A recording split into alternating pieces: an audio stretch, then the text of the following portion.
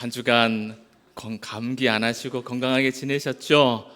날씨가 이렇게 좀 오락가락합니다. 이때 잘 준비하셔서 이제 곧 추수감사절 이렇게 다가오는데 그때 다시 한번 우리 온 교우들 함께 모여서 하나님께 감사의 제단 올려드릴 때까지 건강관리 잘 하시면 좋겠습니다. 오늘 할렐루야 네 주를 가까이 이렇게 편곡된 곡도 있군요. 야, 너무 감동됐습니다. 이렇게 곡을 또 이렇게 찬송할 수가 있구나. 여러분들 많이 은혜 되셨죠? 네, 감사합니다. 자리 한 10자리 비어 있네요. 그 은혜에 함께 하실 수 있는 자리 10자리쯤 있습니다.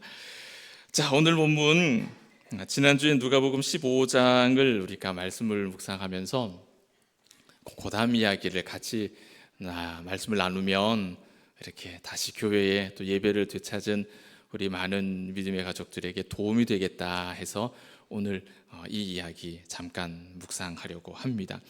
오늘 말씀 한 절 읽으시면 언뜻 우리가 하나님이냐 아니면 재물이냐 이 둘 중에 하나를 선택할 수 있는 선택권이 우리에게 있는 것처럼 그렇게 보이거든요. 내가 하나님을 선택하든 재물을 선택하든 둘 중에 하나를 택해야 되는구나. 이런 택할 수 있는 선택권이 나에게 있구나라고 그렇게 보이는데 과연 그럴까요, 여러분? 어떻게 생각하십니까? 과연 그렇겠습니까? 우리에게 하나님과 재물 둘 중에 하나를 선택할 수 있는 선택권이 우리에게 주어졌다라고 생각이 되십니까, 여러분? 살다 보면은요, 나에게 선택권이 주어져 있는 것 같은데 막상 실제로 내가 선택할 수 있는 권한이 없는 경우가 꽤 있습니다. 그게 언제냐면요, 저를 예를 들면 이렇게 한번 설명을 드려볼게요. 제가 군에 있을 때 휴가를 나왔습니다. 물론 부모님들 첫 휴가 외에는 그만 나왔으면 좋겠다 싶으시겠지만은, 그죠? 첫 휴가라고 우리 좀 전제하고 이야기를 합시다. 첫 휴가 얼마나 보고 싶겠어요. 얼마나 고생도 고생 많이 했겠고, 그 몸 상한 데는 없는지 이제 오매불만 기다려지죠. 고생했으니 맛난 거 먹여야 되겠다. 얼마나 신경을 쓰시겠습니까? 그래서 고기도 준비하고 더운 여름에 가스불을 3시간, 4시간, 7시간 켜서 곰국을 또 그렇게 집에서 직접 또 팔팔 그렇게 우려내시는 부모님들이 예전에 다 계시지 않습니까? 다 그렇게 하셨잖아요. 그죠? 머릿속에 고생한 아들 오면 이렇게 몸보신 좀 시켜서 보내야겠다. 머릿속에 다 계획이 있으시죠? 다 계획을 가지고 계시잖아요. 저희 집도 그랬습니다. 저희 집도 그러셨는데 지금 이 설교를 우리 어머님 듣고 계실 것 같은데, 근데 어머니께서 저한테 뭐라고 하시냐면요, 휴가 나오면 너 뭐 먹고 싶니? 이렇게 하시거든요. 뭐 먹고 싶니? 뭐 먹고 싶은 것 없느냐? 이렇게 물으세요.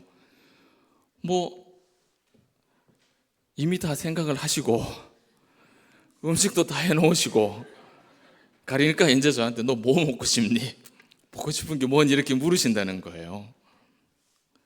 저는 부모님의 마음을 모르죠. 그때는 철없을 때니까 모르죠. 그래서 너무 순진하게 진짜 제가 먹고 싶은 걸 얘기를 한 겁니다. 잔치국수 해주세요. 그 다음에 된장 끓여주세요. 이거 왜 그러냐면 밖에서 소위 말하는 군대에서 짬밥 먹고 살았지 않습니까? 그러니 식당 가서 사주시는 음식보다 그냥 어머니가 해주신 음식이 더 그리운 거죠. 그래서 어머니 그 메밀국수 삶아서 그렇게 국수 좀 해주세요. 된장 끓여주세요. 이렇게 정말 저는 제가 먹고 싶은 음식이니까 제가 선택할 수 있잖아요. 그렇게 얘기를 했는데 씨알도 안 먹힙니다. 그거는 안 되고 이렇게 얘기하시거든요. 왜 안 되는지 모르겠어요. 그건 안 되고 왜 그렇습니까? 저는 질문을 받았지만 선택권이 있어요, 없어요? 없는 겁니다. 그거는 선택권이 없어요. 그냥 준비해 놓으신 걸 먹어야 되는 거예요. 제가 이미 다 계획해 놓고 다 준비해 놓고 뭐 먹을래? 이렇게 물으시는, 이거 먹을래요? 그건 안 되고 이거 먹어야 돼. 답은 결정되어 있는 거예요. 오늘 본문의 말씀은 그 이야기를 하시는 거예요.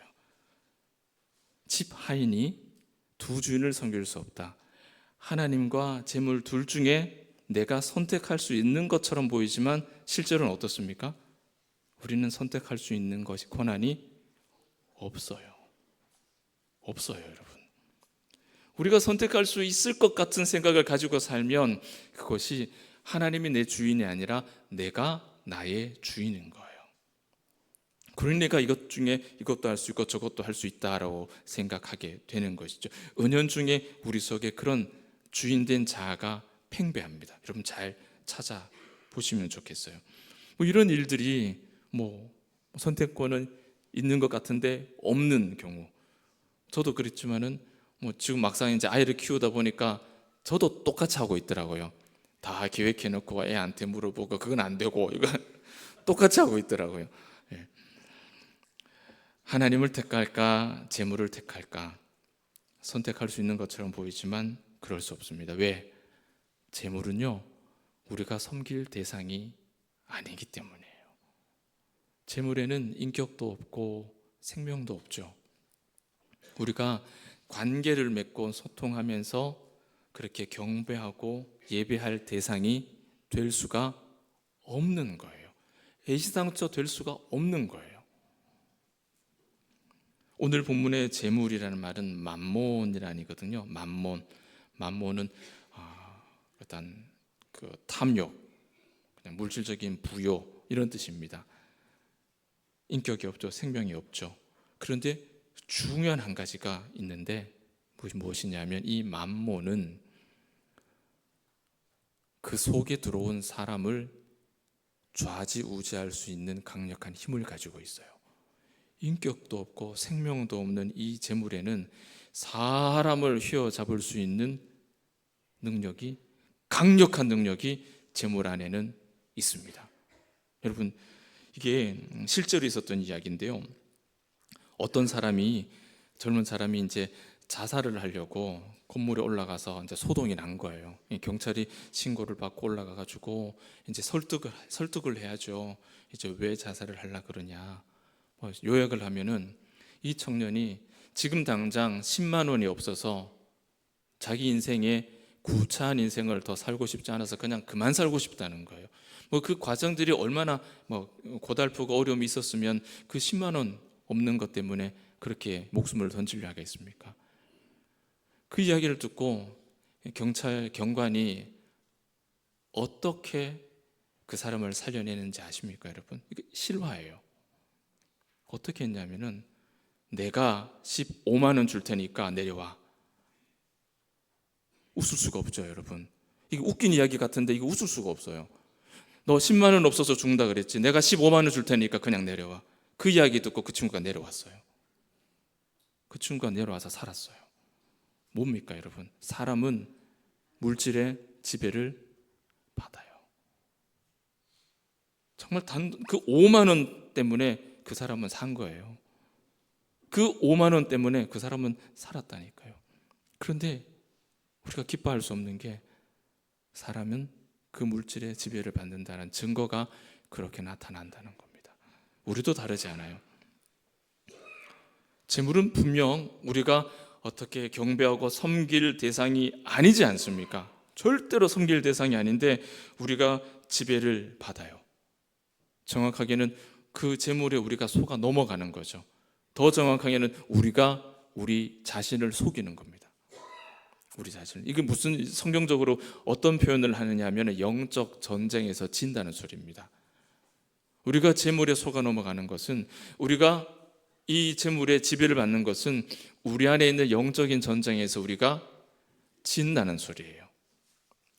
정욕과 탐심과의 싸움에서 지면 이런 일이 발생을 합니다. 여러분, 영적인 싸움이라 그러니까 여러분 무슨 마음 안에서 일어나는 일처럼 생각하시는데 그렇지 않거든요. 영적인 싸움은 실제로 그 싸움이 나타나는 현장은 우리의 현실적인 삶의 현장에서 그 영적인 싸움이 나타나죠. 영적인 싸움. 영적인 싸움은요, 우리가 붕 날아가지고 공중 하늘을 막 날아다니면서 귀신이랑 칼싸움하고 싸우는 게 영적인 싸움이 아니에요.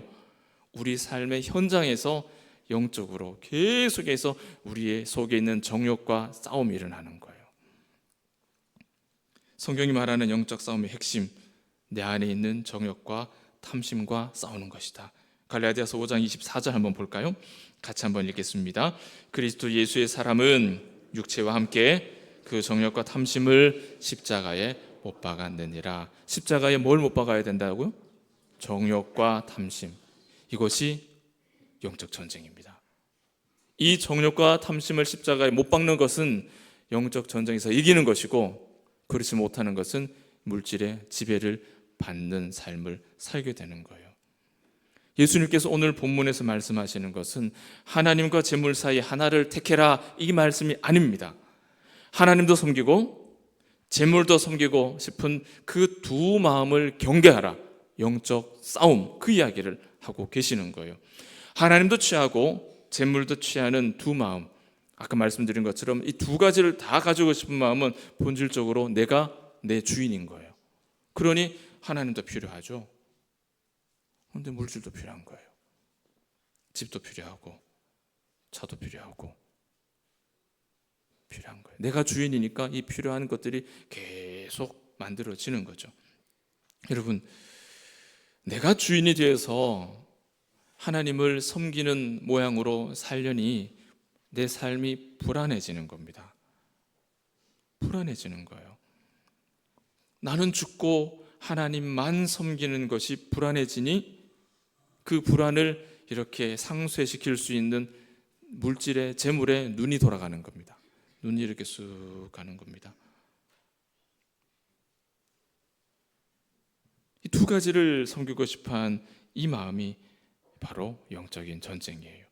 여러분, 오늘 본문 몇 절 뒤로 가면 19절부터 부자와 거지 이야기가 나오거든요. 부자와 거지 나사로 이야기가 나오는데, 자, 여러분, 부자가 되고 싶으십니까? 거지 나사로가 되고 싶으십니까? 여러분 둘 중에 어느 쪽이 되고 싶으세요? 이걸 고민하시면 안 되는 건데, 주일날 예배 드리러 오셔서 그걸 고민하시면 상당히 곤란해지는데요. 지금 부자가 되고 싶으십니까? 거지가 되고 싶으십니까? 이게 우리가 이런 반응이 나올 수밖에 없어요. 제가 이 질문을 처음 하는 게 아니에요.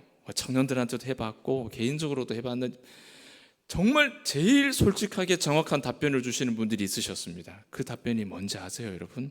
아마 이 답을 들으시면 맞다 이렇게 하실 거예요. 답이 뭐냐? 살아있을 때는 부자, 죽어서는 거지. 여러분도 그렇습니까? 마음이 혹하십니까? 살아있을 때는 부자로 살고 싶고 죽어서는 거지 나사로처럼 천국 가고 싶은 게 사람 마음이라는 거예요. 그런데 예수님은 뭐라 그럽니까? 이게 두 마음이라 그러는 거예요. 두 마음 갖고 사는 거라는 거예요. 좋은 것만 다 갖고 싶다는 거잖아요. 좋은 것만. 이게 두 마음. 내가 내 주인이 된 마음. 그런 마음으로 우리가 사는 경우가 굉장히 많은 거예요. 이 답을 듣는 순간 마치 눈이 확 열리지 않습니까? 뭐 어떻게 해야 되나, 고민해야 되나 하는데 그 얘기 들으니까 맞다 되잖아요. 다 그렇거든요. 오늘 말씀은 이 두 마음을 없애야 된다. 그렇게 우리에게 도전하시는 말씀입니다. 정말 하나님만 섬기는 사람이 될 때 우리의 그 하나님의 능력이 우리 안에 놀라운 변화와 행복으로 나타나는 줄 믿으시길 바랍니다. 그 마음이 성령의 감동으로 여러분의 심령에 든든하게, 견고하게, 확실하게 자리 잡으시기를 주의 이름으로 축복합니다.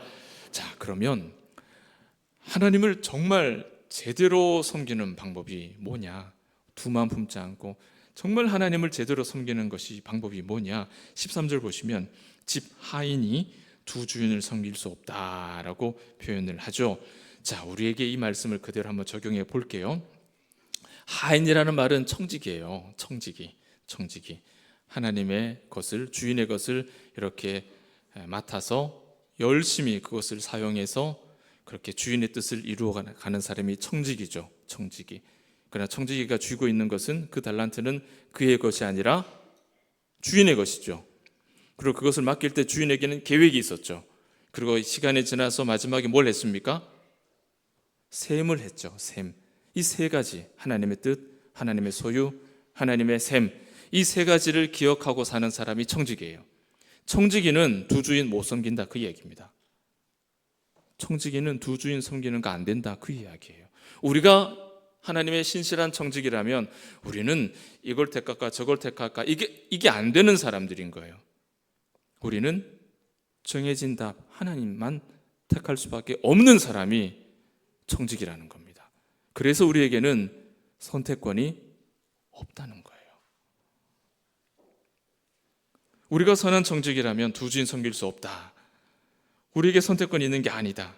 본문에 섬긴다라는 이 말은 그냥 도와주는, 그냥 서빙하는 그런 의미가 아니고요, 둘로스라는 말입니다.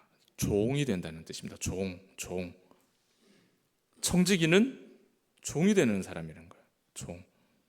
하나님을 잘 섬긴다는 말은 하나님의 종이 된다는 뜻이에요.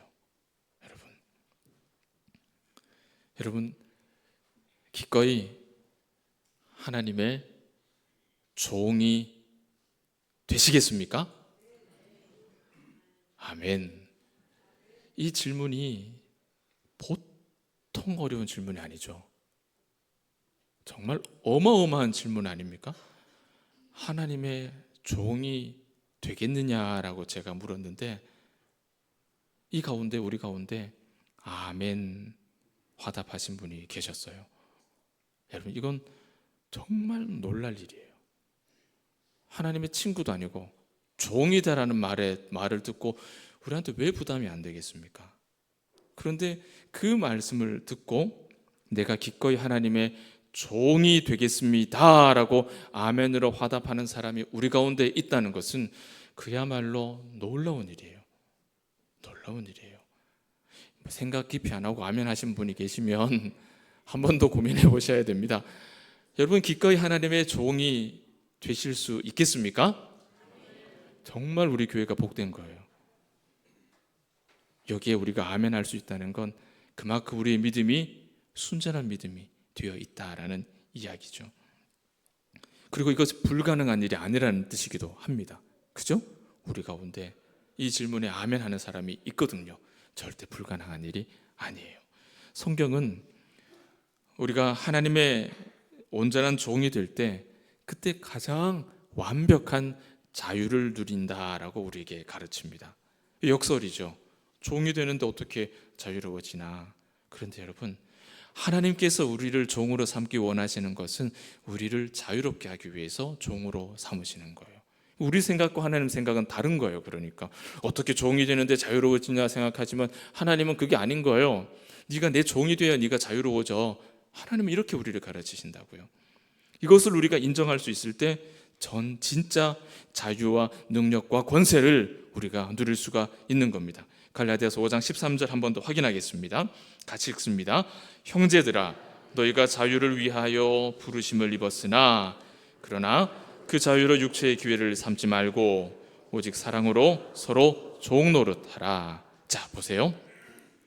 부르심을 입었어요. 무슨 말이에요? 하나님의 사람 된 거죠. 하나님의 종이 되는 겁니다. 무엇을 위하여? 자유를 위해요. 하나님께서 우리를 자유롭게 하기 위해서 우리를 하나님의 종 삼으셨다는 겁니다. 하나님의 종이 된 거예요. 하나님의 청지기가 된 거예요. 하나님이 주시는 것으로 무장하는 사람이 된 거예요. 자, 이제 그 자유로 하나님께서 우리 손에 쥐어주신 것으로 어떻게 하지 말라고요? 육체의 기회를 삼지 말고 내 몸뚱이 위해서 살지 말라는 겁니다. 그럼 누구를 위해서 어떻게 살라고요? 사랑으로 서로 종 노릇하라.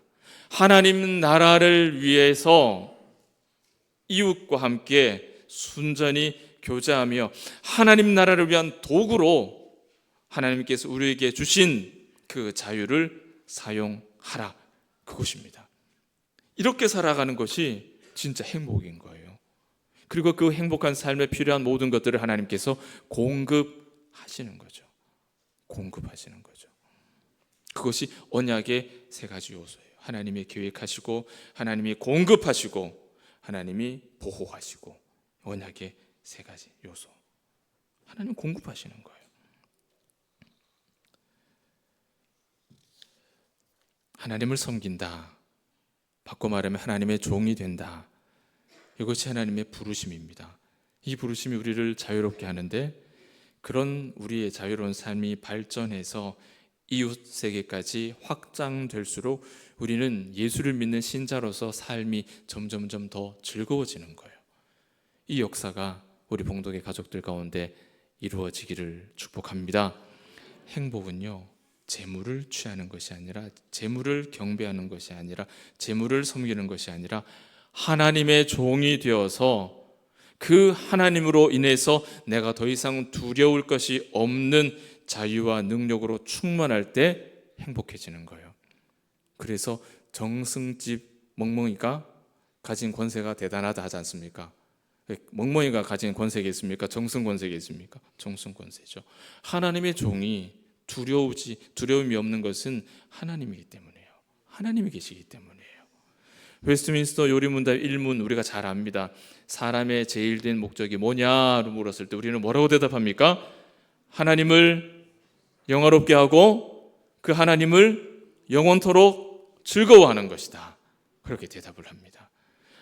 한번 하나님의 은혜를 맛보고 아 좋다 그게 아니고요, 영원토록 하나님을 즐거워하는 것이다. 그 하나님을 즐거워한다는 말이 뭐냐? 바로 하나님을 섬기는 겁니다. 하나님의 종이 되는 겁니다. 그리고 하나님이 공급하시는 것으로 우리가 살아가는 이 인생을 두려움 없이, 절망 없이 하나님 앞에 간구하고 응답받고 그렇게 행복하게 사는 것이 하나님을 영원토록 즐거워하는 것이다. 그렇게 말씀하는 거예요. 하나님의 종이 된다는 것, 하나님을 잘 섬긴다는 말이죠. 이것을 바꿔 표현하면 하나님이 주인 되셔서 다스리는 이 세상에 있는 모든 것들이 나에게 다 들어온다는 소리예요. 왜 그래요? 내가 하나님의 종이 되었기 때문에. 다 하나님의 청지기에게 다 들어오는 거예요. 그에게 맡기시는 거예요. 그에게 맡기시는 거예요. 요셉이 보드발 집에 가정 충무가 되었을 때 모든 것을 맡긴 것처럼,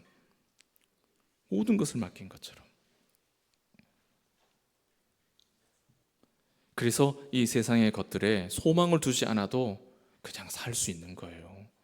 이 세상의 것들 깨지지 않고 소망을 두지 않고도 살 수 있는 거예요. 왜?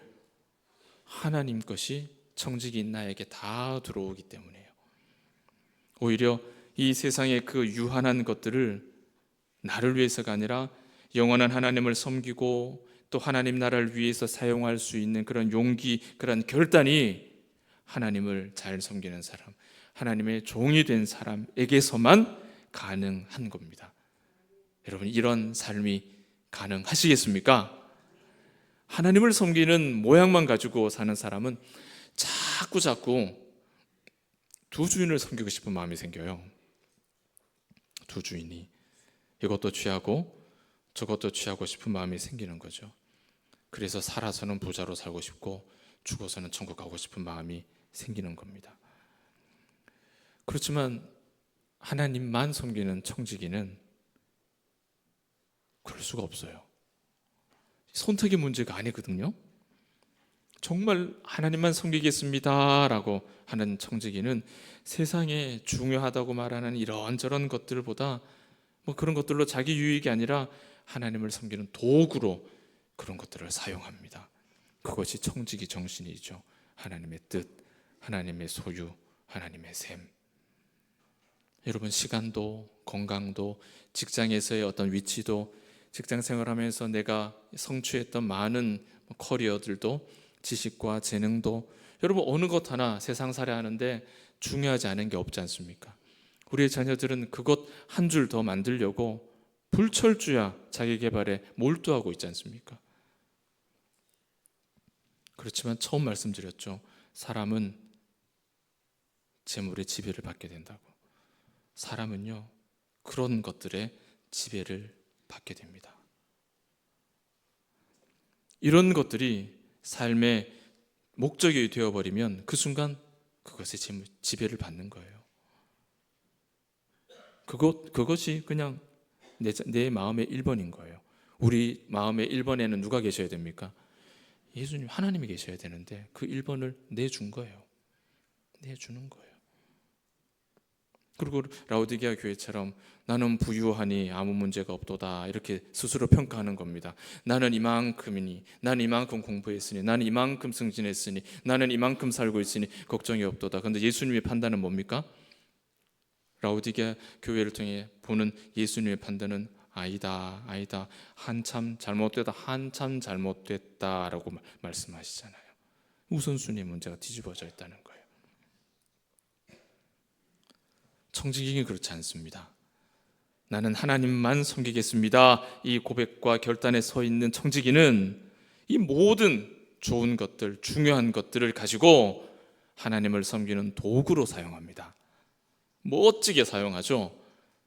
이 사실을 깨달을 때 우리는 진짜 하나님을 신앙하는 이 신자의 삶이 정말 행복한 삶이구나, 두려울 것이 없는 삶이구나, 내가 땀 흘려 수고한 것 이상의 것들을 선물로 받아 누리는 삶이구나, 여러분 그것을 깨닫게 되는 거예요. 여러분 이런 질문을 받은 적이 있는데요. 이 세상에 사람이 없다면 하나님이 존재할까요? 이런 질문입니다. 여러분 어떻게 생각하세요? 사람이 없다면 하나님이 존재할까? 이 질문이요, 어떻게 생각하면 너무 쉬운 질문이고 어떻게 생각하면 너무 어려운 질문이에요. 창세기 1장 1절을 떠올리면 이 질문은 질문 자체가 앞뒤가 안 맞는 질문이죠. 그죠? 앞뒤가 안 맞는 질문이죠. 하나님이 창조하셨는데 뭐 사람이 있고 없고 뭔 상관이 있노? 우리는 너무 쉽게 답을 줄 수가 있죠. 그런데 이 질문에 사흘 밤낮을 고민하는 사람들이 많습니다. 그것이 바로 지극히 인본주의적인 현대 신학의 아주 안 좋은 결과물들이죠. 이 질문이 무슨 뜻이냐면요, 처음부터 하나님과 사람이 상호 의존적으로 관계를 맺고 살았다, 그 뜻입니다. 사람이 있어야 하나님이 존재한다. 사람의 필요가 있어야 하나님이 그 필요를 채우기 위해서 존재하시는 것 아니냐. 하나님의 존재의 의미는 사람이 있어야 상호 간에 뭐가 주고받는 게 있어야 하나님의 존재가 의미가 있지 않느냐, 이 질문이 되는 거예요. 요즘에는 그렇게 공부를 합니다. 여러분 생각은 어떠세요? 하나님과 사람이 처음보다 상호 의존적입니까? 아니죠. 여러분 가지고 계신 그 생각이 정답이에요. 우리는 답을 알고 있죠.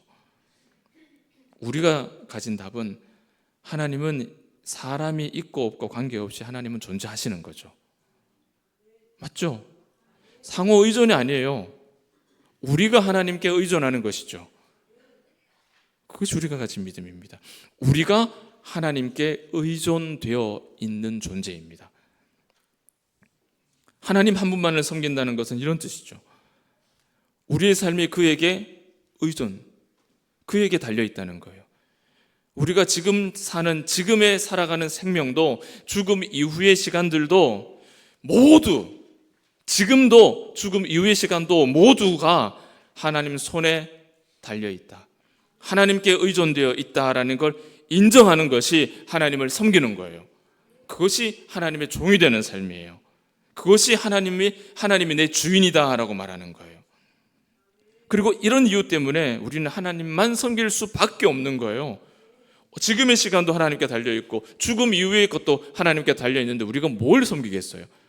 하나님밖에 섬길 수가 없는 거예요. 그러니 우리에게는 선택권이 없는 겁니다, 여러분. 우리의 선택은 한 가지예요. 사랑하는 봉독이 모든 가족들이 하나님만 섬기기로 작정했으면 좋겠습니다. 우리 안에 두 주인을 겸하여 섬기기를 원하는 마음이 여전히 나에게 있다라는 걸 인정하고, 여러분 좀 찾아보세요. 살아서는 부자로 죽어서는 거지 나사로로, 이런 마음이 내 안에 있다라는 걸 여러분 우리가 인정해야 되고, 그런 마음이 있는 걸 찾아내셔야 돼요. 캐내셔야 돼요. 그리고 그 마음을 그냥 버리셔야 돼요. 그때 우리는 하나님 앞에 순전한 믿음의 사람으로 하나님 앞에 설 수 있어요. 그렇게 서서 하나님께 간구하는 그 기도를 하나님께서 기쁘게 받으시는 겁니다. 하나님의 절대 주권 안에 우리 모든 것들을 다 거기다가 맡기셔야 돼요. 하나님과 경쟁하려고 도전하는 모든 것들이 우리 안에 없어야 되는 겁니다. 오늘 본문을 예를 들면 재물이겠죠. 하나님을 섬길래, 재물을 섬길래, 마치 하나님과 같은 위치에 놓고 하나님과 경쟁하려는 것처럼 우리 앞에 등장하는 모든 것들, 그게 물질이 되었던 다른 우상이 되었던, 그게 자식이 되었던 뭐가 됐든 간에 그 모든 존재는 우리 안에 없어야 되는 거예요. 그게 우리 안에 있으면 두 마음을 가진 거예요. 없어야 돼요. 오늘 본문이 바로 그걸 이야기하는 겁니다. 말씀을 맺습니다. 오늘 말씀은 우리에게 조금 부담될 수 있는 말씀이에요. 그러나 어렵게 하나님의 예배를 회복하신 우리 봉독의 가족들에게 요동하지 않고 나의 유일한 주인이신 하나님 한 분만 꼭 붙들려 하는 그 마음을 전하고 싶어서 이 말씀을 함께 묵상합니다. 요즘 월드컵 예선 진행되잖아요. 그죠? 과정이 있었지만 일단 그렇게 열심히 하고 있습니다. 보통 4팀이 한 조를 이루어서 이렇게 예선을 하더라고요. 4팀 중에 꼭 수월한 팀은 없어요. 꼭 우리나라와 아주 치열하게 경쟁해야 되는 나라가 꼭 한두 나라가 있더라고요. 자, 여러분, 예를 들어 봅시다. 우리와 가까이에 정서적으로 굉장히 불편한 섬나라가 하나 있죠. 저기 아래쪽에 있죠. 자, 그 나라와 우리가 같은 조에 편성이 됐다고 생각해 보십시오. 무조건 한 번은 경기를 해야 되잖아요. 자, 그럼 붙었어요. 여러분, 누구 응원하십니까? 이거 우문이죠. 그죠? 제가 어리석은 질문하는 거 맞죠? 그죠? 자, 이건 아무 이상할 게 없어요. 그런 게 있으니까 그럴 수 있어요. 자, 다른 경우를 생각해 봅시다.